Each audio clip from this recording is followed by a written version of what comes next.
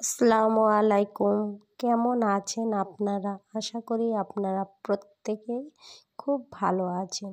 তো আমি সকাল সকাল আবার আপনাদের কাছে চলে আসলাম নূতন কিছু দেখাতে, নূতন কিছু গল্প করতে, নূতন কিছু জানাতে আপনাদের কাছে।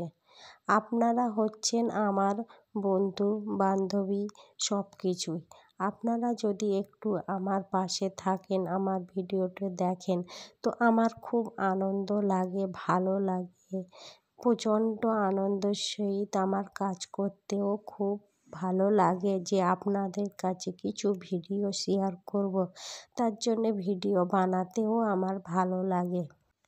তো সকাল সকাল উঠলাম, প্রথমে উঠে ফ্রেশ হয়ে নিলাম, নিয়ে আমাদের বাড়ির প্রত্যেকের জন্যে রুটি ও তরকারি বানালাম। আর ছেলে টিউশনিতে যাবে, তো তার জন্যে বানাতে শুরু করলাম সকালের ব্রেকফাস্ট। তার জন্যে আজকে রুটি, পাউরুটি আর কলা।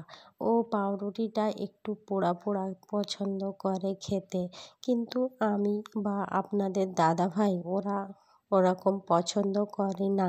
আমরা একটু পছন্দ করি স্লাইড, হালকা গরম, কিন্তু ছেলে একটু পছন্দ করে পোড়া পোড়া। সেই কারণে ওকে প্রথমে আমি হালকা রুটিটা গরম করে দিলাম, দিয়ে খাইয়ে দিলাম। তারপরে সে চলে গেল টিউশনিতে। বাড়ির প্রত্যেকের জন্যে যে আলুর তরকারি ও রুটি বানিয়েছিলাম সেটাও আপনাদের দাদাভাই খেলো।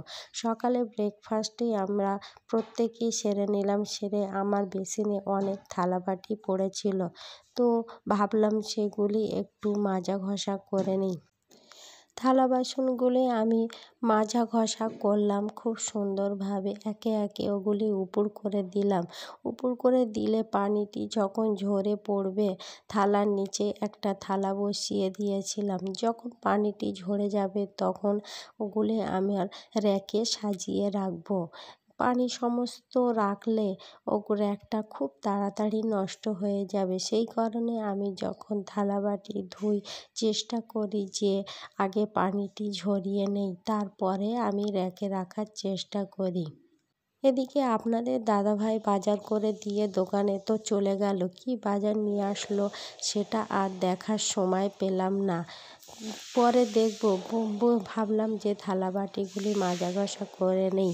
থালাবাটি মাজা ঘষা করে সবজি কাটাকাটি করে নিলাম। আর আপনাদের দাদাভাই আজকে বাজার করে নিয়ে আসলো চিংড়ি মাছ, শিম, মিছলি আর অনেক রকম মাছ।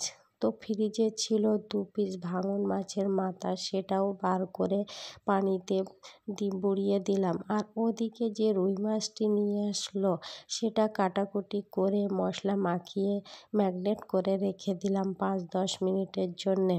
দেখবেন মাছ ম্যাগনেট করে রেখে দিলে ওর ভিতর মশলাটা একটু ঢুকে যায়, লবণটা বিশেষ করে।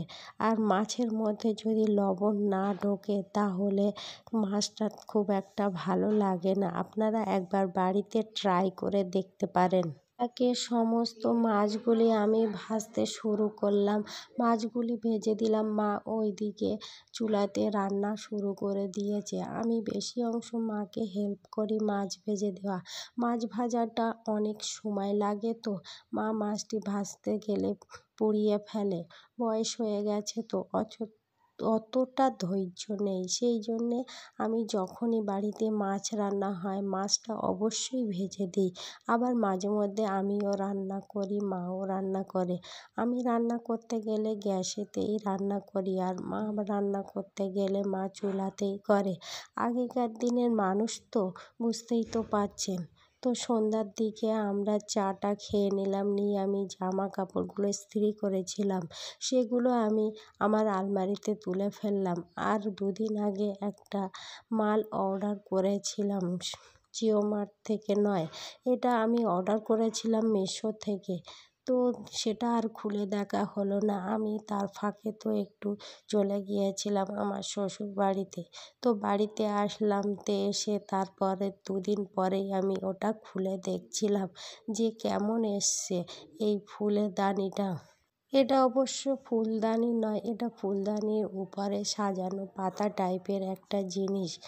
তো আপনারা দেখেন কেমন লাগছে, আমার তো খুব পছন্দের জিনিস। আরেকটা অর্ডার করেছি, এটা যার উপর সেটিং করব সেটা অবশ্যই আপনাদেরকে দেখাবো।